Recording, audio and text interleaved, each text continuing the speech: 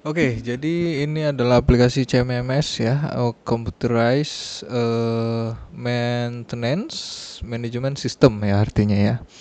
Oke, untuk fiturnya di sini ada dashboard. Dashboardnya yaitu ada list waiting request ya. Di sini ada 3 yang belum di approve. Terus ini ada yang sudah di approve untuk request ya, request maintenance. Terus ada yang di reject di sini untuk totally ya. Ini masih data dummy semua, jadi bisa disesuaikan dengan perusahaannya ya. Nah, di sini ada jobs. Jobs artinya yang sedang dikerjakan ya, atau yang sudah direalisasikan dari request ke pengerjaan di teknisi. Oke, di sini ada pending jobs 4, waiting list to start, dan ini ada in progress job, ada 0 ya, 0 ongoing. Nah, jika nanti di approve oleh technician ya, maka di sini ada ongoing ya jika in progress. Terus jika diselesaikan sama technician, di sini nanti status complete-nya bertambah juga. Ini dashboard ya. Jadi untuk list data semua permintaan dan pekerjaan dan stok material dan lain-lainnya. Sini ada stok material, total material yang tersedia ya. Terus ini ada entity atau aset perusahaan atau mesin atau apa yang saat ini aktif ya. Terus yang tidak aktif juga ada di sini. Artinya yang sedang bekerja dan ini ada kendala rusak atau tidak aktif, tidak bekerja apanya, mesinnya atau asetnya ya. Terus di sini ada maintenance request per bulan, per month. Ini otomatis ya. Nah, jadi semua request yang ada di apa di maintenance request akan terdata. Nah, dia ngikutin data dari maintenance request. Ini maintenance jobs, pekerjaan maintenance juga dihitung, ditampilkan di grafik. Ini material usage per month. Jadi sama seperti maintenance request juga. Nah, ini dashboardnya. Yang ini complete job per month. Ini job yang terselesaikan per bulan ya. Jadi ada monitoringnya, ada grafiknya.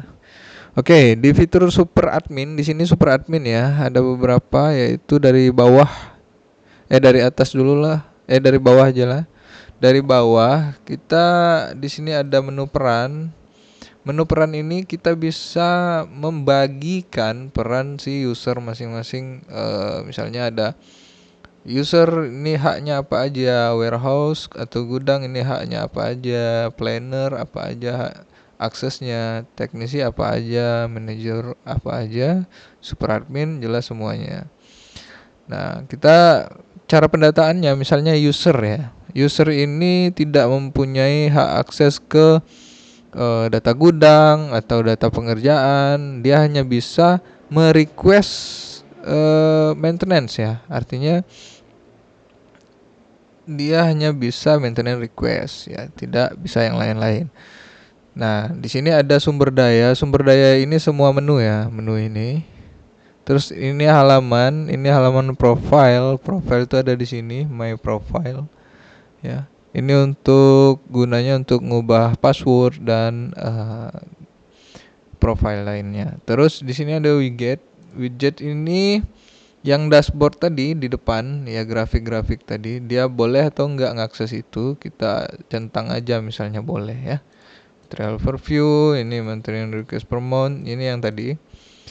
Nah, di sumber daya inilah misalnya dia boleh akses entity asset. Nah, user kan nggak boleh ya. Entity asset hanya warehouse atau gudang. Oke. Terus warehouse dia aksesnya entity asset. Nah, terus entity area, terus part ini material ya, material part. Terus sudah itu aja. Oke, 3 ini master data ini dia memiliki akses untuk warehouse. Tinggal ditambahkan jika dia bisa mengakses yang lainnya juga. Nah, oke, untuk planner dia punya akses ke backlog. Backlog ini adalah aset maintenance yang sedang pending atau kekurangan part dan kendala lainnya. Oke. Terus dia punya akses ke job part, terus dia punya akses ke maintenance jobs. Job part ini material yang digunakan saat pengerjaan maintenance. Oke, ini maintenance job, maintenance request dia punya akses. Nah, nanti kita coba ya. Dan teknisi dia sudah pasti mempunyai akses ke di sini 3 ya, maintenance job, jobs dan backlog. Manager dia punya akses ke backlog sama ya, job part, maintenance job dan request. Cuman aksinya dibagikan. Nah, kita coba. Di sini ada contoh user sudah saya buat, user super admin yang sekarang login. Oke. Ntar wait, ada telepon. Super admin yang sekarang login, terus manager ya, teknisi, planner, warehouse dan user. Nah, di sini kita akan coba dari user dulu. User mengajukan maintenance. Wait, penting kayaknya. Sorry. Pause. Oke, lanjut. Nah, kita mulai dari user ya, nanti user ke planner, planner ke teknisi, terus baru kita selesaikan di manager dan warehouse ngecek data stok ya. Oke, kita coba di sini ada fitur impersonate ya. Jadi peniru atau peniruan. Jadi tidak perlu logout login lagi kalau kita sebagai super admin. Ya, ini hanya untuk super admin yang punyai fitur pelindung ini ya, 2 ini. Selebihnya nggak dikasih akses untuk role lain, nggak dikasih akses untuk user dan peran. Oke. Jadi kita impersonate dulu sebagai user. Nah, user ada maintenance job di sini. Dia hanya bisa lihat ya, nggak bisa aksi lain. Nah, jadi dia bisa mantau job yang dia request. Oke. Terus di sini. Nah, di sini adalah maintenance request yang bisa dia request. Oke.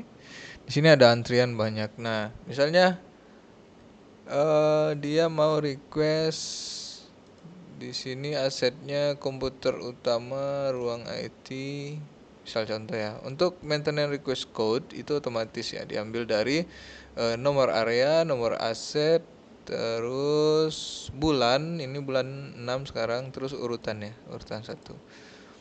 Jadi WR ini artinya word request. Oke. Word request yang area 400, aset entity-nya ini, bulan, terus ini nomor urut ujungnya. Nah, requesternya otomatis nama si yang request ya, nggak ada pilihan lain, dia sesuai sedang login ya. Ini yang sedang login itu tes bersama rule ya. Description-nya tinggal ditulis, description-nya misalnya logo ya. Oke, tanggal permintaan tidak bisa diedit karena sesuai dengan tanggal hari ini, tanggal 20 bulan 6 2025 ya. Priority tinggi lah gitu kita buat. Nah, request sudah terkirim, maka kita masuk ke planner ya. Ini request sudah terkirim dan statusnya menunggu 6 detik 9 detik yang lalu. Oke, di sini akan update terus ya. Contohnya ini status menunggu itu 1 hari yang lalu ya, menunggu 1 minggu yang lalu. Jadi kita bisa lihat kinerja dari si planner.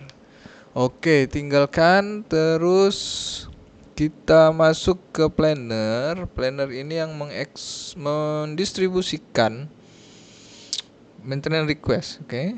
Di Di sini ada 4 status menunggu. Nah, notif ini yang statusnya menunggu ya. Oke. 4 request maintenance yang statusnya menunggu. Oke, ini yang paling atas, ini yang paling baru ya. Kita anggap yang di bawah ini sudah disetujui. Oke, kita buka, klik ubah ya. Atau klik aja, kita kembali dulu. Klik di sini sembarang boleh atau klik ubah boleh. Nah, kita masuk ke requester yang tadi ya. Yang siapa tadi? Requesternya yang tes ya, tes. Oke, terus katanya itu mentok logo ya, tanggal permintaan, tanggal hari ini, terus prioritasnya tinggi, statusnya menunggu, kita setujui, lalu kita buat maintenance jobnya untuk didistribusikan ke teknisi siapa. Ini contohnya baru 1 ya teknisinya. Terus besok bisa kita dikerjakan estimasi nih ya, estimasi selesai 2 hari kerja lah. Notes di bantu misalnya ya. Oke, kita buat maintenance jobnya. Nah, ini code-nya itu otomatis ya. Code-nya otomatis, artinya ini MJ adalah manajemen jobs, 400 adalah area dari entity asetnya, terus 06 ini bulan, ini nomor urut untuk maintenance job ya. Beda, nomor urut untuk maintenance request dan maintenance job beda. Oke, sekarang yang status disetujui kita apa namanya tadi? Kita edit, oke? Bentar. Oke, nah ini ya statusnya sudah disetujui. Nah, oke, komputer utama yang request tes bersama role ya, priority-nya ini request. Nah, statusnya disetujui. Misalnya jika statusnya ditolak ya, ini kita hapus dulu deh. Kita hapus dulu. Statusnya ditolak, maka kita simpan tuh berhasil. Statusnya ditolak nih, maka tidak bisa realisasikan karena ada kemungkinan lain. Keterangannya ya, kita kasih keterangan ya di sini. Oke. Description. Nah, bisa kita kasih keterangan. Oke, jika statusnya disetujui, tinggal disetujui, terus kita tentukan teknisinya tadi siapa, tanggal startnya berapa, tanggal ini berapa.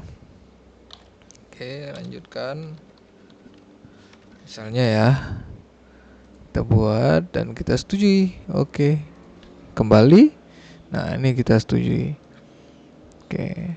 Nah, setelah di sini maka teknisi harus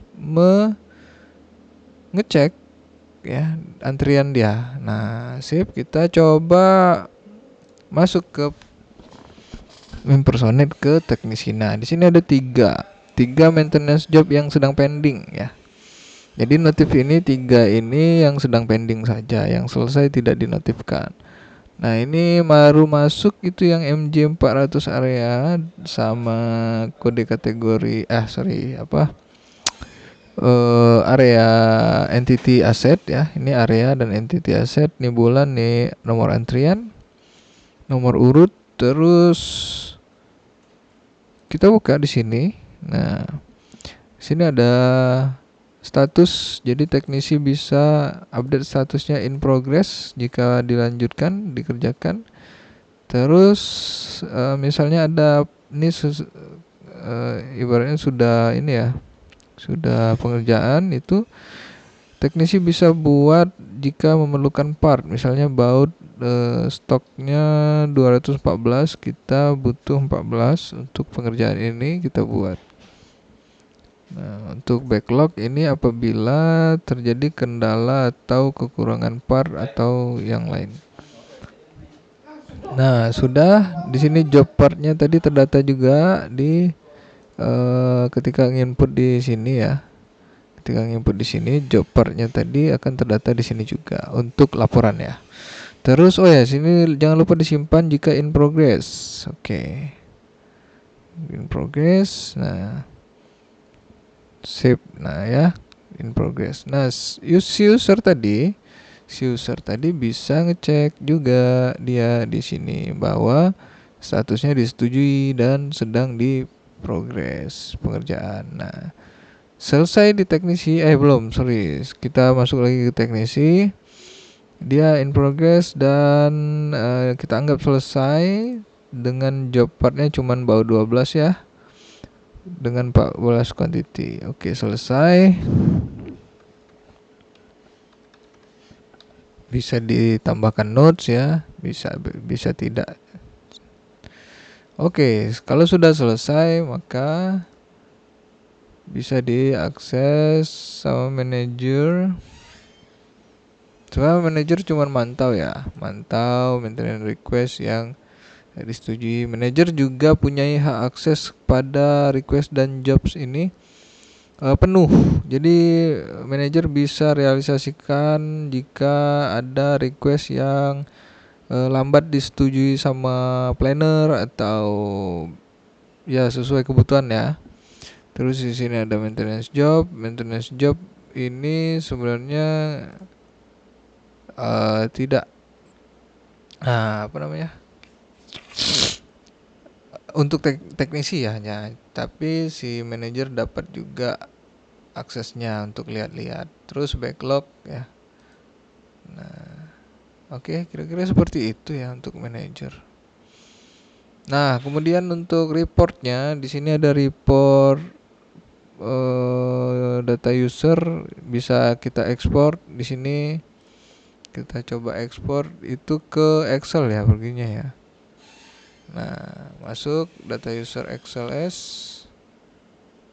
Kita buka. Nah, ini datanya. Ya. Terus maintenance ini ada dua, kita bisa filter dulu. Kita mau ambil yang bulan ini saja, berarti dari tanggal 1 sampai tanggal 30 Juni yang statusnya disetujui. Requestnya dari siapa? Ini nggak usah ya. Oke, misalnya ada 3 status yang disetujui di bulan ini. Kita bisa ekspor ini PDF, ini ke Excel ya. Contoh Excel dulu. Nah, ini dia Excel ya. Kalau PDF dia langsung ada copy-nya. Cek PDF. Nah, ini dia. Dan datanya seperti ini ya, sesuai yang tadi ada. Nah, jika datanya banyak, nanti tinggal dipilih semua ini. Tinggal klik ini aja. Jangan lupa difilter dulu. Filter dulu data yang diinginkan baru diekspor, oke? Nah, begitupun dengan part juga bisa diekspor entity areanya. Oh, ini nggak perlu ya karena hanya pendataan area. Terus asetnya juga bisa diekspor, maintenance job juga bisa diekspor. Filternya ya, jangan lupa ya, ada filter di sini. Jadi pilih dulu, filter dulu data yang diinginkan baru diekspor. Nah, di sini ada ekspor PDF, ekspor Excel dan tampilannya sama ya nanti. Kita contohkan aja lah. Nah, ini. Oke, tadi kan kita tandain semua yang status pending dan selesai. Oke. Oh, untuk pengkodean ini sudah tidak dipakai ya. Pengkodean yang di atas, yang baru-baru ini yang pertama kali belum ada ketentuan, jadi kita kodenya sembarangan. Nah, ini yang sudah fix pengkodeannya. Terus di job part itu bisa juga diekspor. Jangan lupa difilter ya, karena ada fitur filter di sini. Terus backlog juga bisa diekspor, ada fitur filter juga. Kira-kira seperti itu, dan ini dashboardnya. Oke, jika kita logout dan kita akses aplikasinya itu langsung ke login ya. Login admin, example admin ya, masuk. Begitu juga dengan akun-akun lain. Nah, Oke, kira-kira seperti itu. Terima kasih. Jika ada pertanyaan silakan.